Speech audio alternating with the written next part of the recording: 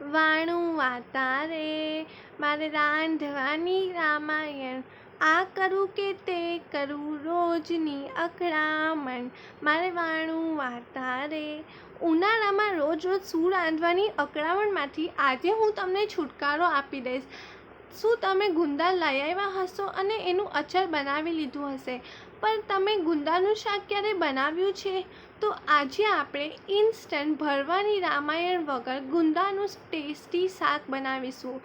ગુંદા ઉનાળામાં ખૂબ જ સારા મળતા હોય છે, તો આપણે ફ્રેશ બજારમાંથી ગુંદા લઈ લેવાના છે. મેં અહીંયા 250 જેટલા ગુંદા લઈ લીધા છે અને મેં એની ડાળખીમાંથી બધા ગુંદાને છૂટા પાડી લીધા છે. ગુંદાને આપણે ચીકાશ દૂર કરવા માટે સૌથી પહેલાં તો આપણે ગુંદાને છૂટા પાડી લઈશું અને અહીંયા મેં વહેતા નળમાં એને ધોઈ નાખીશ.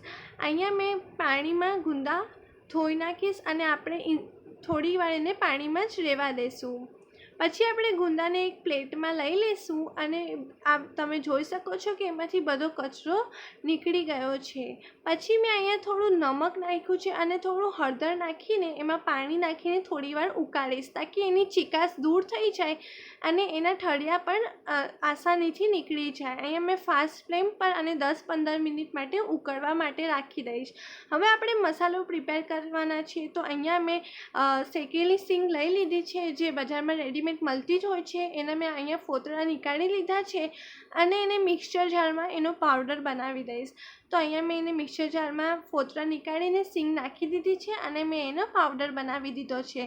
અહીંયા મેં 2 ચમચી જેટલો ચણાનો લોટ નાખ્યો છે, 1 ચમચ લાલ મરચું નાખ્યું છે, હળદર નાખી છે, ધાણા જીરું પાવડર, નમક નાખીને આ મસાલોને મેં અહીંયા મિક્સ કરી દઈશ. થોડી વાર પછી મેં અહીંયા જોઈ લીધું છે કે ગુંદા બિલકુલ બફાઈ ગયા છે અને તેમાંથી બધી ચીકાશ પણ દૂર થઈ ગઈ છે. તો અહીંયા આપણે ઠળિયા નીકાળી લઈશું. અહીંયા મને દસ્તાની જરૂરત નહીં પડે, કારણ કે તે બહુ જ સારી રીતે બફાઈ ગયા છે. તમે જોઈ શકો છો કે આસાનીથી 1 જ સેકન્ડમાં એના ઠળિયા નીકળી જાય છે. આવી જ રીતે મેં બધા ગુંદામાંથી ઠળિયા નીકાળી દઈશ અને અહીંયા ચીકાશ તો બિલકુલ જ દૂર થઈ ગઈ છે, તો તમારે એનું તો કોઈ ટેન્શન હવે લેવાની જરૂરત જ નથી. તમે જોઈ શકો છો કે આવી જ રીતે મેં બધા ગુંદાના ઠળિયા નીકાળી દીધા છે અને એને મેં એક બાઉલમાં નીકાળી લઈશ. બધા ગુંદાના ઠળિયા નીકળી ગયા છે. હવે મેં એક નોનસ્ટિક પેન લઈ લીધી છે, એને મેં ગેસ ઉપર મીડિયમ ફ્લેમ પર રાખીશ અને એમાં મેં 2 પાવડા જેટલું ઓઇલ લઈ લીધું છે. હવે મેં જે મસાલો પ્રિપેર કર્યો હતો એ મેં નાખીશ. એની પહેલાં મેં અહીંયા અદરક, લસણ અને લીલું મરચું નાખ્યું છે અને અહીંયા પેસ્ટ જે બનાવેલી એ પણ નાખી છે. અહીંયા સિંગમાંથી પણ તેલ છૂટું પડશે, તો ખૂબ જ સારી રીતે આવી રીતે તેલ છૂટું પડે ત્યાં સુધી એને ઉકાળવાનું છે. હવે આપણા આ ગુંદા છે એને એમાં નાખી દઈશું. તમે જોઈ શકો છો કે 2-3 મિનિટમાં મસાલો ચડી જશે ગુંદાની અંદર. હવે આપણે અહીંયા ખાટી અને ઘાટી છાશ લઈ લીધી છે. આ છાશ આપણે ખાવાના 5 મિનિટ પહેલાં જ નાખીશું, કારણ કે બધો ગુંદો મસાલો ઓબ્ઝર્વ કરી લેશે અને ગ્રેવી નહીં રહે.